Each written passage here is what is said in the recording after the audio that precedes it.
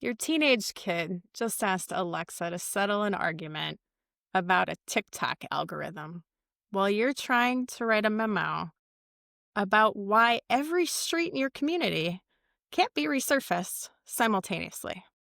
And somewhere in the back of your mind, that familiar voice says, "Are we there yet?" You know the feeling, the same one you had in the back seat during endless family road trips, except now you're the one driving. The destination? Nobody really knows. The GPS keeps recalculating. And the road signs? They're all in emojis. And you're pretty sure they don't say what you think they might say. Everyone in the car is asking you, are we there yet? Welcome to AuthentiCity FM.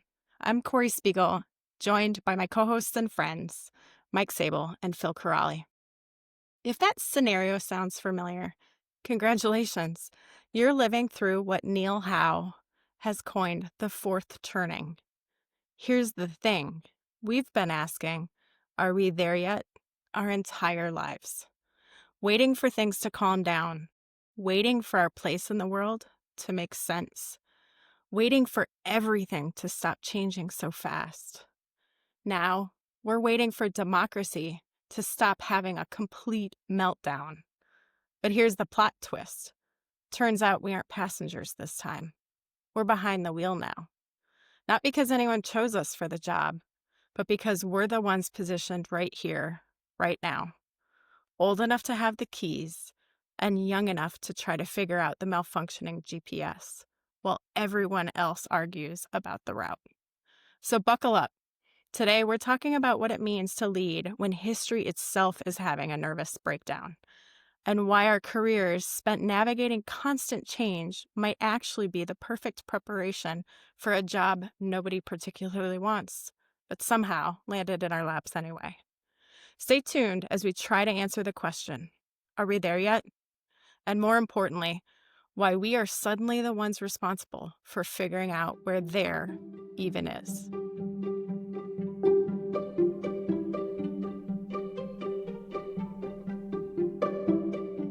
Well, Corey, I want to say I appreciate the level of thought that went into that opening. This is such a strange time. It feels like it doesn't make any sense, and anything that you think is normal, it just pivots and changes, and you have to relearn everything on the fly. And so this is going to be a great episode. I actually have no idea where it's going to go, but it'll be an entertaining exchange, thought-provoking, and so let's dive into it. So you and I have talked about Neil Howe and generations a lot of times. And I think we've all been to enough conferences at this point where we've gotten this high-level intro to what generations are and what our respective labels are. But one of the interesting things that he and Bill Strauss's early work did is it went way back into American history. I mean, we're talking 1400s way back, and discovered that, shocking, history repeats itself. Now, the world moves on and it changes and society evolves, all of those things. But there's actually like a rhythm. And if you think about a pendulum, there's no surprise to it. But I think the goal today is to dig into that a little more, because while we're all Gen X and we know what that means kind of on a social level, what Howe and Strauss did when they formulated generations is they put a ton more meat onto it. And it's not just about this cohort of people that you were born in the same point in time with. It's also that you have this shared history. And so, for example, I would say one of the most prominent first memories I have of what our generation's shared history is was watching the Challenger explode while in elementary school. I can tell you exactly where I was and the person who told us that it happened. That's a vivid memory, and so that's so strange because that's one of those things that was right there. There was like 3 news channels, maybe 4, and that was it. There wasn't anything else. And so everything that you learned was shared. It was a shared experience. I think we've talked about that before, that's one of these unique features is it's now I can just be in a phone and by myself. But here it was a collective sort of group setting. And so that was a little bit different, a little bit strange, because it was also the other part about being a Gen Xer is that In a lot of ways, we raised ourselves. We were the first latchkey kids, right? You got a key, and after school, if both parents were working, you were it. And so there was a lot of times that this part of that upbringing, part of that things that independence that was real, that I don't think anybody would give their children today the same level of autonomy that we had as kids. And so it in the context of everything that you laid out, it is sort of interesting that that little bit of autonomy, that independence, that freedom is really what is going to help us, I think, in many ways, get through a little bit of crazy or a lot of crazy. I think when you go back to the Challenger disaster, the other thing that I vividly remember was that we didn't really talk about what just happened, at least in the world that I was in. And it was, everybody was excited. Krista McAuliffe was on the shuttle, and we were literally watching it while it happened. And I think I was in second grade at the time, and um, we certainly didn't have a classroom discussion about what we just saw. And we certainly didn't have a conversation around the dinner table about what we just saw. And I think it speaks just to what you were saying, Mike, which is it was kind of like, well, that just happened. What are you going to, just deal with it, figure it out, move on to the next thing. It was very much a I'm sure it's fine moment. And you guys will you'll pick up the pieces and figure it out. And how many times in our lifetimes has that happened, where we haven't perhaps had the opportunity to kind of unload about what it is that we are experiencing or what it is that we have taken in, but we still have to just move on from it. And I think about that in the context of what I'm comfortable with in my own work environment, what I'm comfortable with in times of crisis in many ways is very different than the other generations that I work with, who have different needs and expectations in those times. It's an interesting juxtaposition. So I'm going to dig into my notes a little bit because something you guys said hit. So there's a chart. It's if you ever get the book, it's 3-7. But Gen X, we're a nomad archetype, and we'll talk a little bit about that. And I think our goal is that this episode leads to a second episode where we talk about the artist generation, who are the children we're all currently raising. But as Gen Xers nomads, we are labeled as youth. So kind of that 0 to 20 age as abandoned. Like that's the actual word to describe us. And then as we get into adulthood, so that 20 to 40 era, we become alienated. Like, get your flannel out, enjoy your Nirvana, and move on. But it's so like prototypical. And you think about, so we talked about the Challenger. We also saw the Berlin Wall fall. We saw MTV get born. Like there are these fundamental changes in society that we came of age with, which is super, super cool. The millennials, to your point, Phil, they have a very different perspective. Like they were coming into the workforce kind of through college, right as the recession went woof in 2008. And so they don't, I remember getting my first job right as the .com crash had happened. And so that was a moment where you're like, ooh, which industry do I want to pick my path down? The millennials really didn't have that choice. Well, I think in some ways we sort of wear it proudly, because we're still here. Well, most of us, many of us are in sort of leadership roles because we were able to figure it out. And so that's one, right. I get that's a strong term, abandoned, but it really did force people to be resourceful. I think that's why in a lot of ways, and I sort of I have a joke at work that I don't actually know anything or have original thoughts, but what I do have is I know lots of people. And so I can figure stuff out really quickly. And so part of my whole upbringing has been to just sort of meet as many people as I can and try to cultivate as many resources because I don't actually know what I'm doing, but I know that I'm smart enough to figure it out with the help of others. Well, and I juxtapose that to, I think, the another quality of this generation, which is kind of this fierce independence of you have to rely on your instincts to get you through some stuff, right? Because somebody else may not be there to walk you through it. The kind of going back to that abandonment concept that, as children, um, I remember as a 8 and 9 year old getting on my bike in the morning and leaving and saying, "Oh, hey mom, I'm going to Matt's house. I'll be back later." And she was like, "Cool, see ya."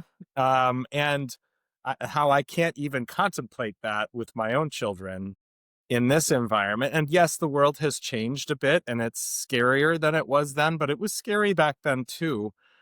Stranger danger was drilled into my brain. I was quite sure that there were, white vans that just drove around, because that was, something that, again, you had to kind of like rely on your instincts. You had to kind of be aware of what was around you, the surroundings, where you were, who was there, where was, carry that quarter in your pocket in case you needed to find a payphone.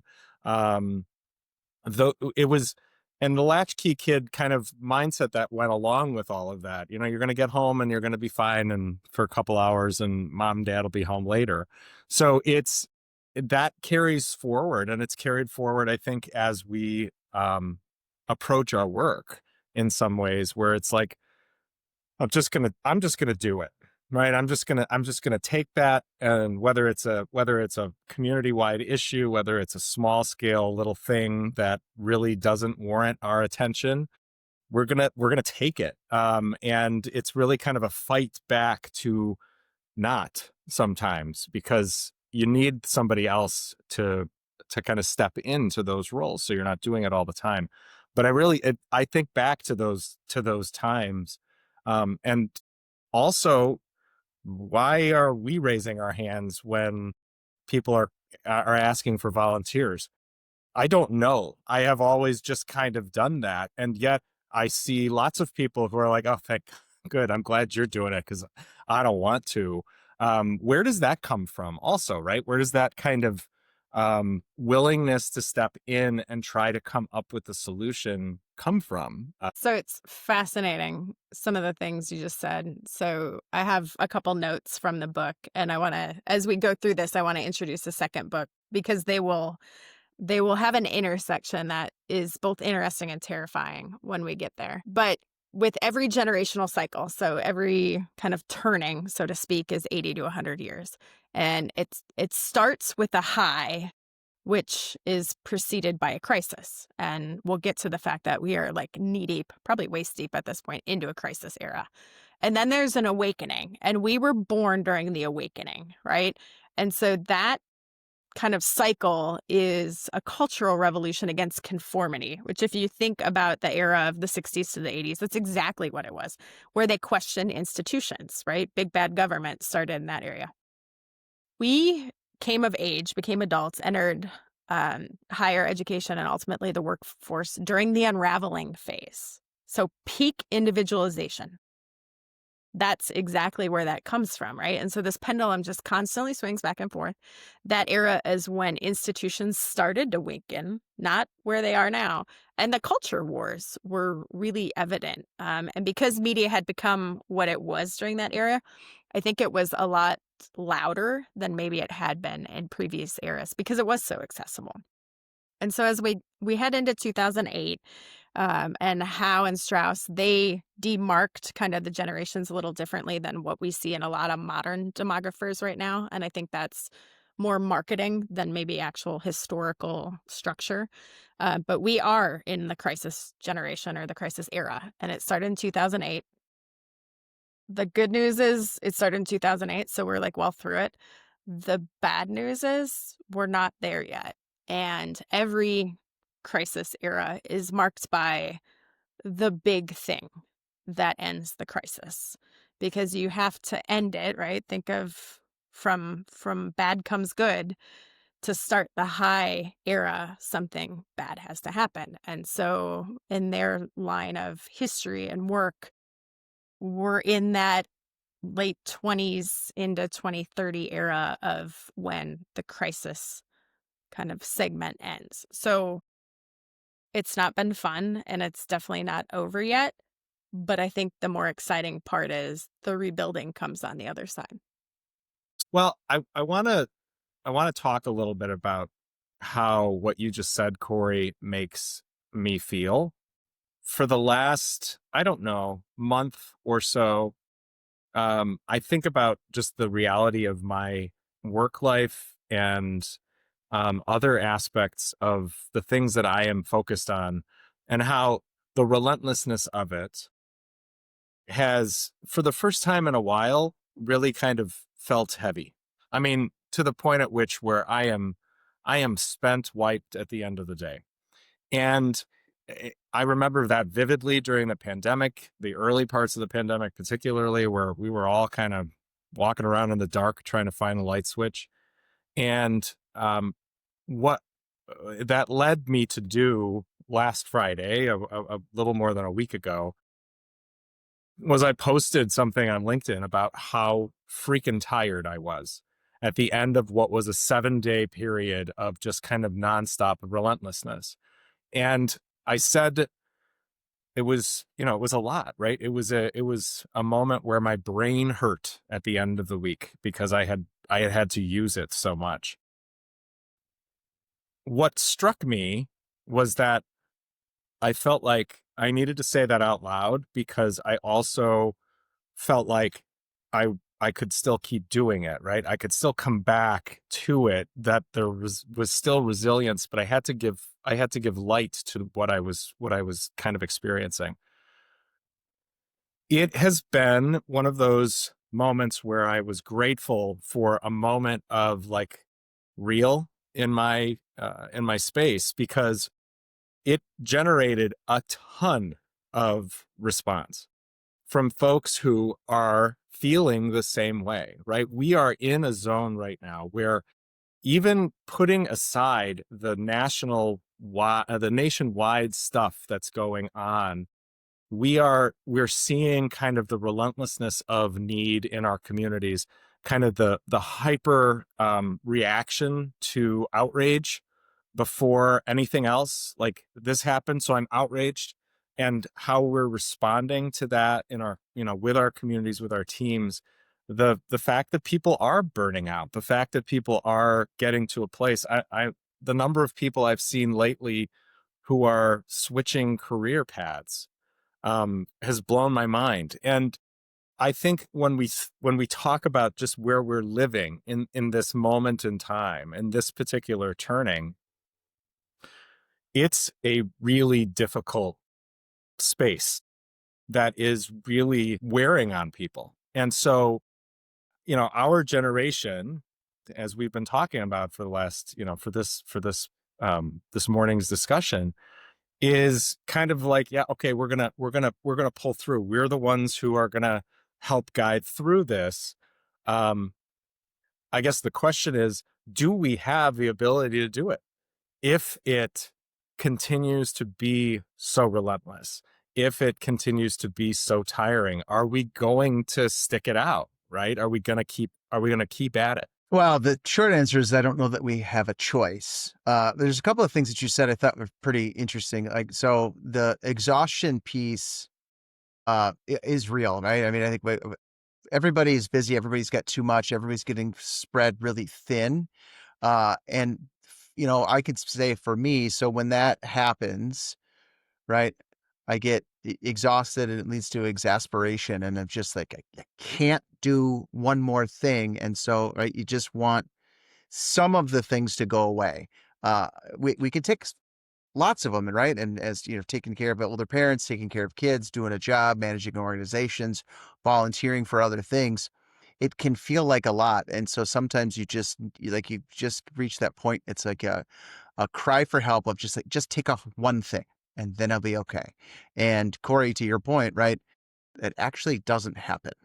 Um, you don't get to just do one less thing because you're in all of the things. And so, um, one of the things that, I'm glad that you got some good positive feedback on your LinkedIn post and your 5,000 plus followers, and you're famous, which we always appreciate.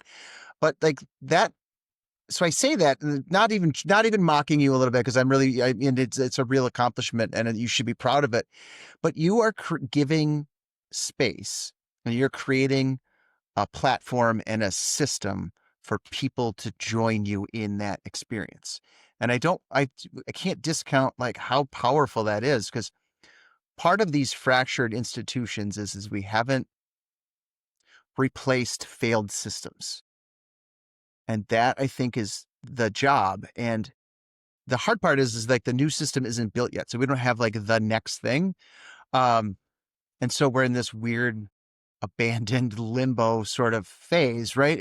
And that is, we're probably the generation then that has to like finally be the one to, all right, we've seen this is broken. We know it's been deteriorating for years. Let's break it. And then something new comes. And so maybe our last act as leaders in organizations is to break the old system and be the ones to proudly break it so we can have something better. Corri, you're smiling, you're laughing.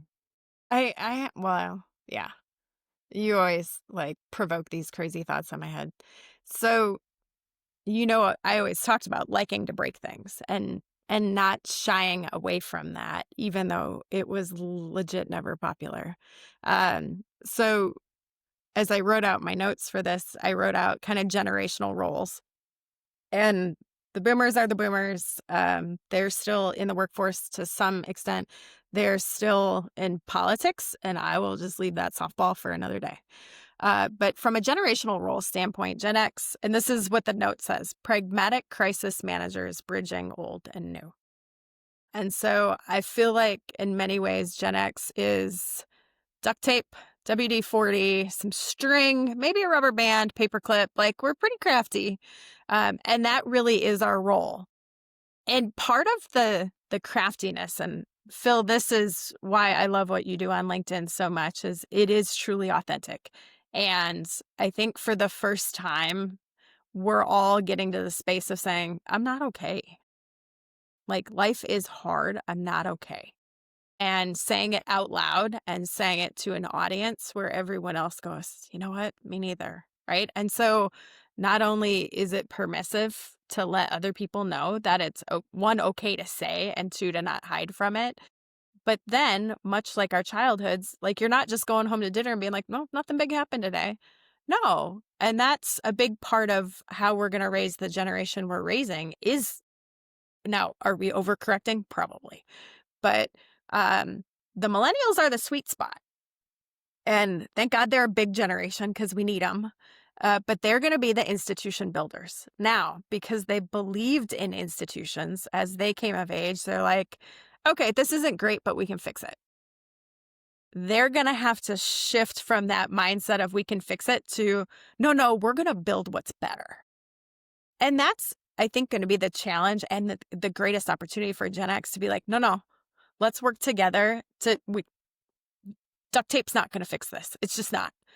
Let's figure out what better looks like, and then let's go build it. And that's really what's going to happen. I'm going to say, like, in 5 years, is we're going to be in the duct tape's in the trash. We give up. Let's build better. And the millennials are going to have the stamina and the vision and the breadth of a generation that's huge to actually do it. They're tech savvy. And if you look back at the cycles, they're the next GI generation. And if you think about American history and the fingerprint that generation left on both our past and our future, like, I have great hope for them if they can lean into hope. So there you were, as you were describing sort of this, right, duct tape and baling wire and all of these kinds of pieces, my mind immediately went to MacGyver, right? With a matchbook and some, right? Any kind of, like, just like 7 things in his pocket, and he can escape and get out of a jam. And it made me sort of think about how, like, the art that we experience and consume also plays a role in sort of how we can think about it. MacGyver is sort of the perfect Gen Xer, even though he was older in the show. He sort of gave us he showed us the way to how to, be independent and creative and, get it done, kind of just make sure that it gets done. Um, but it's also like art can be soothing as well. And so there's this little interesting juxtaposition of how is it the art that we want or is it the art that we need? And so there's like I don't have a thought beyond that, but I think it was sort of interesting that my mind immediately went to that childhood moment of watching MacGyver escape whatever weekly tragedy and trauma that he was in. So it's interesting you talk about art, though, because the children we're raising, and so specifically coined them homelanders, which that will become really meaningful probably in the next segment. But they are the artist generation. So as parents, we are creating the next generation of artists. And so I think your observation's not lost at all. Phil, you're muted, but you should say, I can see the thought. Let's hear it. I honestly, I'm having a Mike Sable moment of being thoughtless, but trying to process what I've just heard, because I'm also thinking about like how the impact of art or how art has impacted my own experiences and my own ability to like work through things that I otherwise would not, I think, been able to handle as effectively. And I didn't wear this on purpose for this comment that I'm going to make, but I'm wearing my Augustana Choir reunion shirt that I got from our reunion that we had last year. And I think about, I was in college. It was my senior year when 9/11 happened. And talking about, impactful situations that we have lived through and watched in real time. Again, I watched it happen. I watched the Today Show as a college senior, I guess. God love you. That does not surprise anyone some who things watches. Never change. Yeah. So, but I think about it from the context of how we're just talking about art being something that has the ability to give you what you need to do the next thing. And we had a rehearsal that afternoon, and I remember thinking, well, all my classes got canceled, so I'm sure rehearsal's canceled too. Great. I can go, sit with my friends and all contemplate the future of the world. And we got an email from the director, and he's like, nope, not canceled. We're coming together. And we had just started a couple of really amazing pieces that we worked through that year. And the ability to use a moment in time like 9/11, which was so frightening, so absolutely unpredictable in terms of what the next thing was going to be, and to come together with 75 people who I still count among my best friends ever, to kind of do art together when nothing else made sense. The clarity of that moment of singing together, of relying on one another, and yet still being very independent. It's not you have to be on your game. You have to support everybody else in their being on their game in order for that to work. It was a moment where we all literally had the chance to be together in the best way in a time when we needed that. And how does art bring us together in those moments? It still does, right? You go to a concert, or you go to a gallery, or you go to witness even kids who are creating public art, and you see kind of this togetherness in a sea of crazy, right? In a sea of everything feels divisive and everything feels frustrating. And art is very polarizing, don't get me wrong, but it still has the ability to bring people together. And as I see it in my kids, who are upstairs right now as we speak, making bracelets and sun catchers, and I'm sure coloring and getting it all over the carpet. And like all of their focus is on creating art that they give to people, that they share with one another. And I think about that all the time, that art is meant to be given, art is meant to be shared. It's not meant to be held close. And how can we use that thought in what we're dealing with right now, right? The how do we find empathy and share that empathy? How do we find resilience, frankly, and express that to the people who need it right now? How do we share that maybe we don't have resilience? So can you share some of yours with me? That was a little bit of my reason in posting that last Friday. Is am I the only one? Maybe somebody else has something. Maybe somebody's got an idea that I haven't thought of to get to Monday. So again, I didn't. None of that was anything that I had thought about. So Mike, thank you for launching me down that odd soliloquy. But this concept of what art can do and why it's so important is just, it's fascinating to me. Well, welcome to the dark side.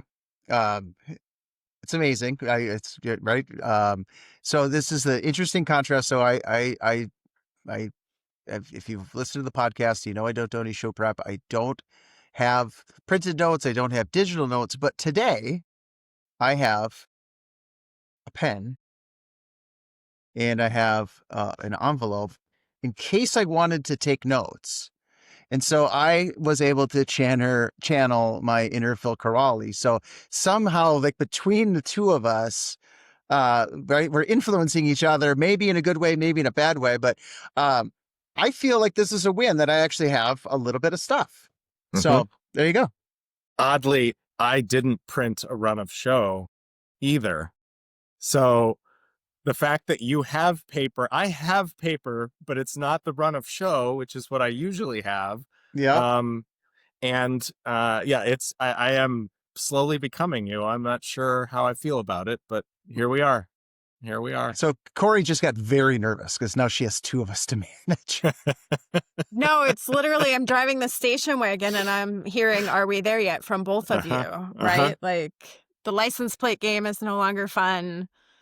You've run out of snacks, and there we are. So I'm in the way back. I'm in the way back though. That's the fun seat, also, sitting backwards. Can no we think? seatbelt. Yeah, right. Can we go back to that? Like we used to go on 100-mile road trips in the back of the station wagon, no seatbelts. You're just like if you were to explain that like to children today, they would have no concept of what we're talking about. So we took one summer vacation every year. My mom took my sister and I to Great America in Chicago, and she had this great two-door coupe blue Z24, it was Chevrolet. And the back seats would flip down. And so I would literally sleep half in the trunk all the way to Chicago, which as a parent now, I'm horrified by, but I loved it as a child.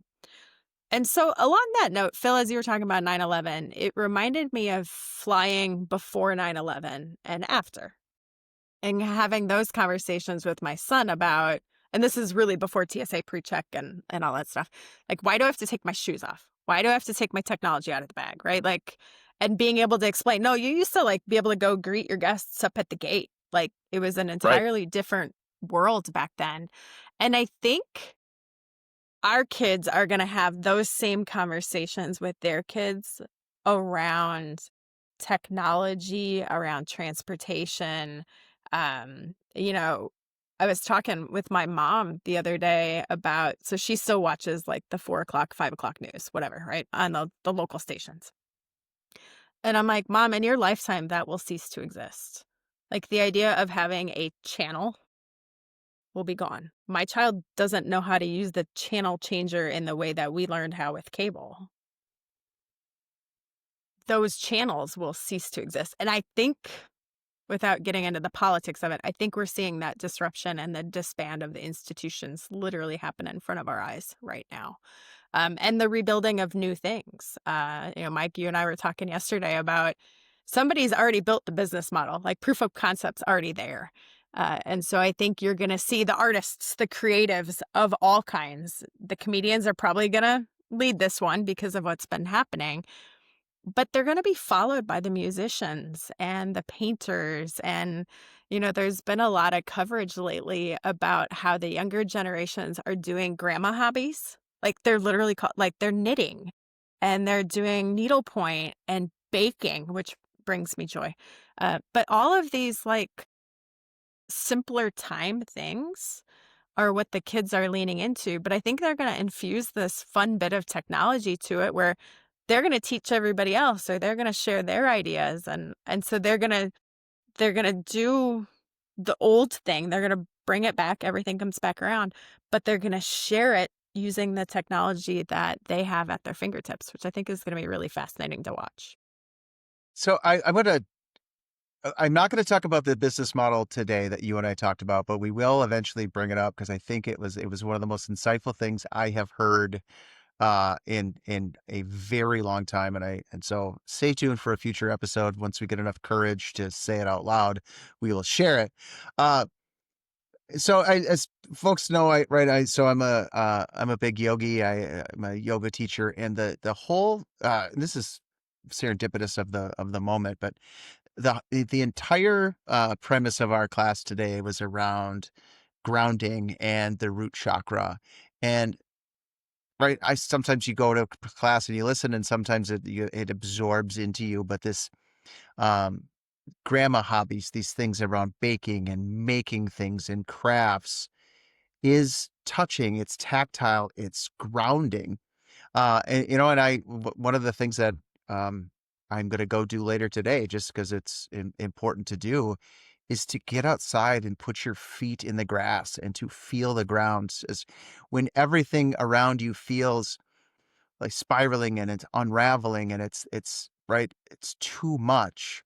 The remedy is to root and to push your feet in the grass and make something and nourish. And so I just got goosebumps saying this out loud because I didn't think it was going to happen that way, but I appreciate hearing just that description of grandma hobbies is just grounding. And so it's an important lesson for all of us.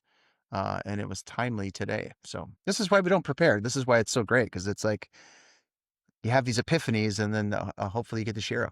I'm sure there are whole like social media, Facebook groups or whatever around sourdough bread right now because of what happened on a different podcast recently. So, I don't do social media. I don't understand the reference. So on New Heights, which is the Kelsey brothers, Taylor Swift did her first ever podcast appearance and she announced the new album. And so as they're talking about life, she's one who actually talks about grandma hobbies. And so she has mastered sourdough bread. And that, I'm sure, the blogs that are sourdough bread makers are very popular right now because now everybody's going to do it, which in the Midwest going into fall, like what a perfect thing to do. We're going to switch gears. So I'm going to take it one step darker, scarier, sadder. Oh, good. Because then we're going to find Sounds hope good. and optimism. It'll be fine. You're We're Gen gonna X. get You'll be there. fine. It'll be fine. The hope and optimism is we're going to get there. It's going to be great. We're going to get to your happier, less sad moment. And Mike, you talk about grounding. I mean, that's really what I've spent the last year of my life doing is I have pages and pages of neurographic art and have just spent time tuning the noise out, so to speak. So the other book that I would put in tandem with this one is by Peter Zeihan. And the title is going to be a little startling, but it's meaningful. And it's called The End of the World is Just the Beginning. And so we came of age professionally in an era where globalization was just starting. I remember being, in my 20s when all of the offshoring was just really starting. And you saw the foreign investment and FDI became a thing, right? Like that was not normal language before. So the whole premise behind what Zeihan's book says is that globalization as we know it is ending. Every westernized nation is beyond the tipping point for age when it comes to workforce. Every westernized nation. And so supply chains are going to change. America kind of serving as the security system for global waterways is changing. And we've seen that, right? In the past really 2 years, we've seen that become more pronounced. And so while that in and of itself is scary and disruptive and may hold some fear with nostalgia, it also presents an opportunity. And here's the hope and optimism. We are going to start doing things back home. And so as somebody who came up through the economic development ranks, this idea that we're going to go get foreign direct investment, we're going to do all these things, we're going to re-regionalize just by the nature of how energy production works and how population centers work and how talent works. And the fact that history has cycles. We are just at that point in history. And so I think the optimism is once we bottom out, once we're there, rebuilding gets to be distinct and unique and present opportunities, and I think specifically for the Midwest, we have fresh water. We have land. We have the opportunity to rebuild. If you think again, history repeats itself. The Midwest had its heyday the first time we went through this, and so I think there is a lot of opportunity for city managers, department heads, communities, elected leaders to think about. Okay, right now, not so much fun, but it's not going to last forever. It never does. And so what does rebuilding actually look like? What does rebuilding neighborhoods actually look like? Education's going to look different. Parks are going to become a really important piece again. And so I think there's a lot of great opportunity that happens once we get past this last really ugly speed bump. I think, Corri, some of those conversations are really kind of getting started already. And I think it's a scary place to navigate. Not just because change is hard, but because we have grown reliant upon systems being trustworthy or systems being there when we need them. And if those systems don't exist, the problem still does. And so coming up with a new way of reaching out, of solving, of contemplating, or in some cases saying, we can't solve that problem, we have to move on from it, is, I think, something that I'm starting to see among colleagues and friends, is that we're starting to think already how things are going to change and what we may have to adjust. If the federal government changes how it provides grants or low interest loans for infrastructure projects, and those dollars trickle through the states, and the states then trickle them down to units of local government. If that stops at the top and doesn't trickle all the way down, that doesn't mean our water infrastructure doesn't need to be fixed. It just means we're going to have to come up with a different way. We're going to have to think about something else. And I think the creative space that is required doesn't necessarily exist. And I kind of think that's a good thing sometimes.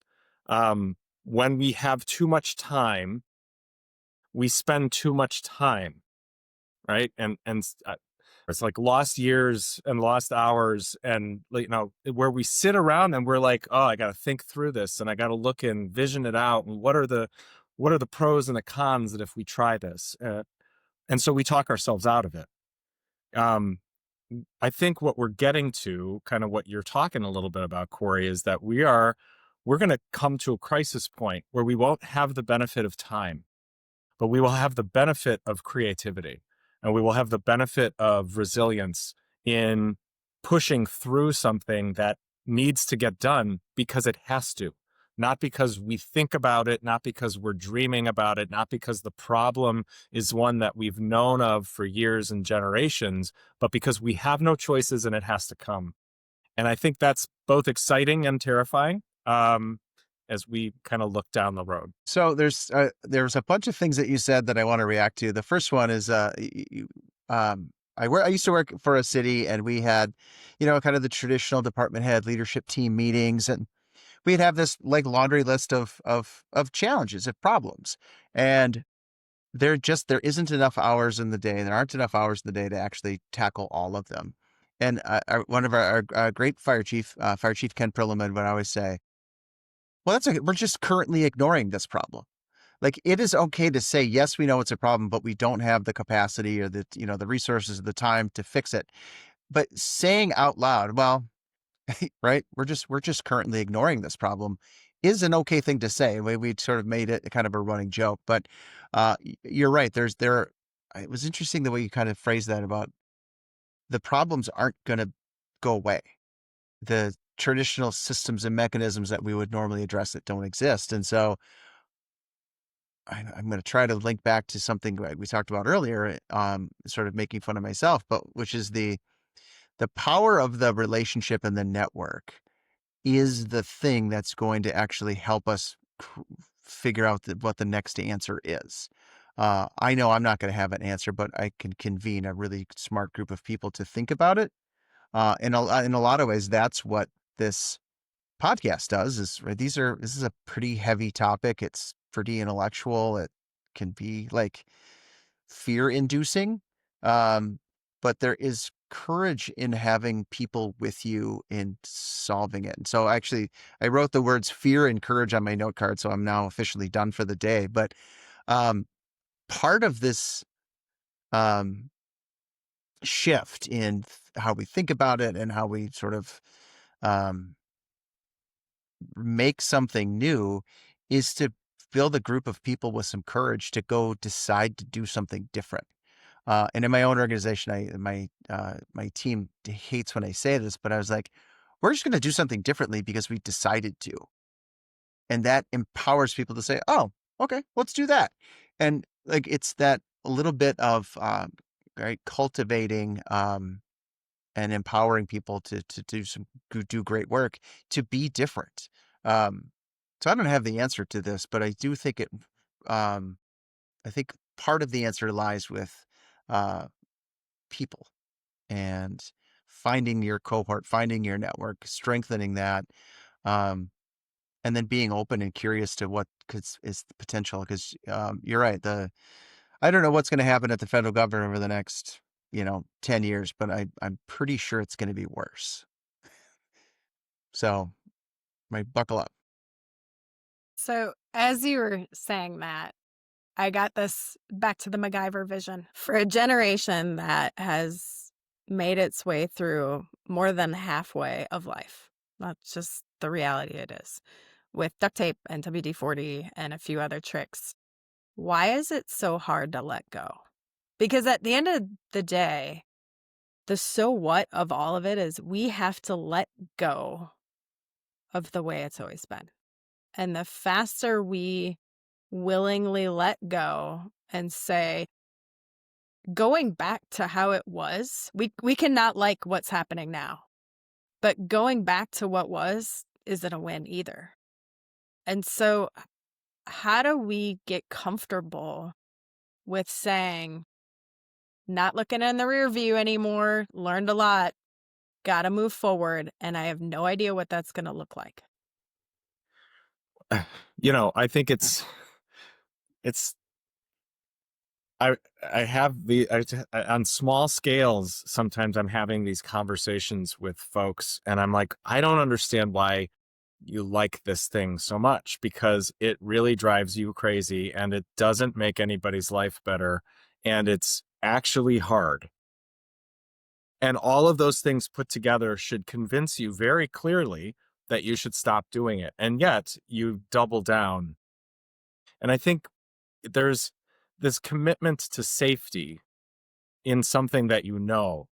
is just really hard to break. And I think that's not to get overly political, but I think that's what's happening right now in terms of how we may be seeing things happening at the federal level. Things are starting to break that we had confidence in, that brought us safety, that made sense. And now that they're breaking, people don't really know what to do with that. So where do I look if that doesn't work anymore, or if I can't do that anymore? And looking backwards is not going to be the way that you find the solution to that. It's going to be looking forward and saying, okay, if this is the new reality, if this is the new way of doing things, how do I survive in that environment? How does my organization or my team or my family or any any component of one's life, how does it survive in that environment? And it's, I think, very frightening. And it's why people kind of come back to the things that they can control, because there's some level of safety that control continues to generate. And maybe, as we've talked about, for our own selves, our own safety has been kind of our own ingenuity and our own kind of coming up with it. That's not true for everybody. And so I think we do operate in a different space that can help. But it is, I will say, in my own situations, also frustrating when it's like, no, you really do kind of have to come along down the road, not running back that way, because that way is not better. I've seen that horror movie, and it's never better running backwards, almost. I guess there are a few, but most of the time, going backwards is not better. Well, Halloween's coming up, so that was a perfect segue into like horror. So we'll see wardrobe changes from Phil coming up, but we hope, right? And we'll hear it get singing eventually. Also, There's a lot of debate happening in my house about a coordinated Halloween costume for the family, and it's a lot right now. There's a lot of feelings about it, so we'll are see. most of I them may be are in most multiples. are most of them yours? All of the, I am fine with whatever direction, except I am not interested in the Bluey family, which is still on the list, and I would like to remove that from the list. But there are a few other options, and we may put some polling out in the field to see whether we could get some clarity on this. But the time is ticking. Getting costumes is not getting easier as we get closer If to the October girls 31st. win on K-pop Demon Hunter, will you be derpy at least? Because that would bring me like a special kind of joy. I can't say whether that's on the list or not, but it may be on the list, and we'll see. We'll see. So I will just say, as the old person, I don't know what any of those words were, because I think my kids are just a hair older. I don't know what K-pop Demon Hunter is, so I'm gonna just count it as a win. Only the most played movie in Netflix history. I'll just say it that way. Cool. It helps being a dinosaur, because I don't know It's what any of that is. surprisingly cute though, Mike. Like I was dreading getting drug into what am I getting into? And at the end of it, I'm like, oh, that was actually kind of cute. And the music is not bad. It is not bad. So All right, there so you go. we went on a tangent. I lost track of what I was going to say, but Phil, I do like you. Corri said something, and I always tell boring stories, so I apologize to everybody for telling a boring story. But so people know I live in Minneapolis, and George Floyd, where Square is it's called now, is a mile and a half from my house. It's a place that I've been to thousands of times. Like ball fields are right by there. And I remember there was the series of riots, and it's if you've ever been in a city and you get a text alert that says you are under uh curfew, lockdown, please go home immediately and do not come out of your house. It's a surreal feeling. And so, but so everybody would hunker in, and chaos would ensue overnight. And then every morning, the neighborhood and the neighbors would come out and clean up. And it was unsettling. And then you get the next night and you get the text alert that says you are under curfew, go home immediately. And more chaos would ensue. And the next night you would come back, and the next night would riots and fires and looting and burning. And the morning would come and you'd go back out and clean it up. And I remember I had some like colleagues and friends actually help me understand it, the context a little bit. But, uh, we were always just sort of dutifully trying to put it back to how it was, the neighborhood and the storefronts and all of those things. And then it sort of dawned on us that we can't. We can only build the next thing. And I hadn't thought about it in that context for a couple of years, but this conversation sort of spurred that is that we actually have real world examples of where we have let go and built something new, where we have stopped old and built new. And I think one of the things that we have to maybe remind ourselves of is that we can and have done it successfully at small scale things. We just need to maybe scale up to, I don't know, like preserving democracy again. So, but I'd push back a little bit. I don't think those are small things. I mean, I remember being in the EOC, making the decision with law enforcement and elected leadership about exacting a curfew. Like, there's no class in MPA school that prepares you for that kind of decision making. But COVID sprung on us out of nowhere overnight, and we did figure it out. And was it exhausting in the moment? Yep. I am a horrific elementary school teacher. Terrible. Grateful to all the teachers out there because I am incapable of learning new math, and I am blessed to have a kid who can teach me it. So that's the upside. But I feel like, the global crisis, I remember in 2008, like getting stuck with a house in Phoenix that I couldn't sell. Mhm. And my mortgager got bought and dissolved, right? Like, so when you look back at what we've learned, or better, maybe what we should be learning, we've done it. All the tools are in the toolbox. I think right now, courage is the last piece of the recipe that we just need to collectively, Mike, to your point, the networks need to come together. We need to have the courage to protect the institutions that deserve to be protected. Dare I say, democracy's one. And there are many others. We should care for each other. And I feel like that's lost in many ways, but I see it in the kids where it's found. They care about each other in ways that warm my heart. And that's what gives me hope, is that when we get to the other side, when we navigate through, we're finally there. And it's sooner than later, fortunately. That rebuilding will bring us the next era of amazing. And that's really hard to think about right now because things, I mean, turn on the news. It's not pretty anywhere. But there is better, and we will get there. And maybe we need to lean into a little bit of childhood joy to help us navigate our way forward. I just got overwhelmed with feelings because that was just so perfectly said. Yeah, that was great. That actually made me feel better too. Like That may be a that, like I actually feel better because it was articulated perfectly.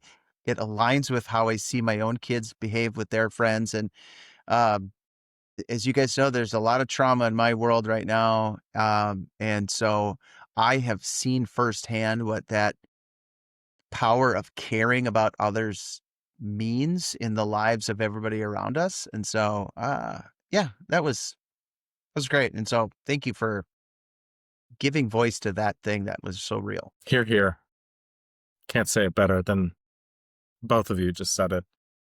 That may be a good inflection point for us if we're going to break this conversation into two, to be able to use that as a stepping off point for the next episode as we talk about our next generations who are in formation and working through understanding their role in the world and how they bring us the joy that they bring us, in a world that doesn't feel very joyful.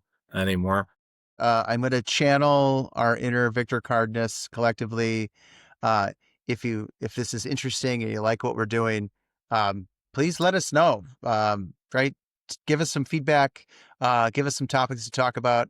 This has been an incredible ride in like a really powerful sort of hour. So I appreciate you staying with us. But like and subscribe, and please honestly reach out to us. We're curious if people are finding this interesting and helpful. So any feedback is helpful feedback for us.